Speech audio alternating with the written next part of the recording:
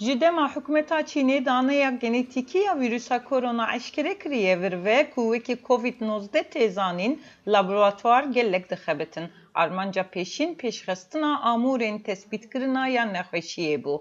Armanca sereke peydakirina vaksînê ye ku mirovan ji vîrusê biparêze. Li gor rêxistina saxlamî ya cîhanê li ser zêdetirî çel vaksînên cuda yên COVID-19 xebat tên meşandin. Li gor ragihandina xebatek vaksînê ya li Çînê gihîştiye xala duyemîn. Gelek daneyên zanistî encam daye.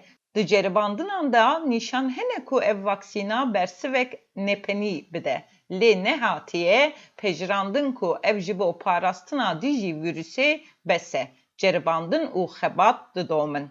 Zanîngeha Oxfordê ya Brîtanya jî ji bo xebata vaksîna xwe ya COVID-19 serkeftin ragihand. Ev vaksîn li ser bi hizaran dilxwazan tê ceribandin. Ev xebata vaksînê ji aliyê desteya lêkolîn û pêşveçûnê ya Biyomedîkî ya Amerîkayê bi $1 milyar tê piştgirî kirin. Gelek kompanyên dermanan jî li ser çêkirina vaksînan ku bi şêwazên din tên bikaranîn xebat dikin.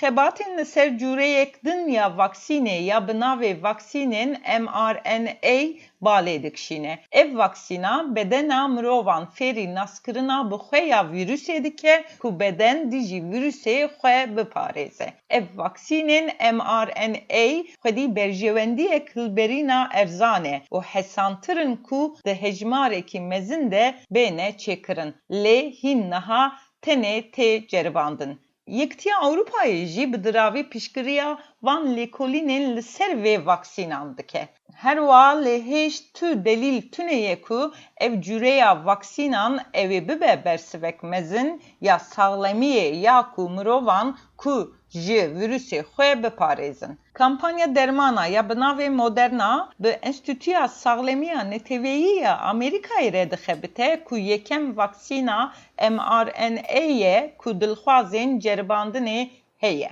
Di gel xebatên bo dîtina vaksînê, zanyar ji bo şêwazên dermankirina nexweşiya COVID-19 jî gelek disekinin û lêkolînan pêktînin. Ev xebatana li gelek zanîngehên Amerîkayê û welatên yên din yên wekî Hollanda û Avustralyayê jî bi rengekî awarte didome. Lêgerîn û xebatên di derbarê dermankirin û vaksînan berdewam dike. Lê niha tu encamên piştrastkirî anko garantî tune ku tu vaksîn evê bikaribe dijî vîrusa korona mirovan bi tevahî û carekî de biparêze.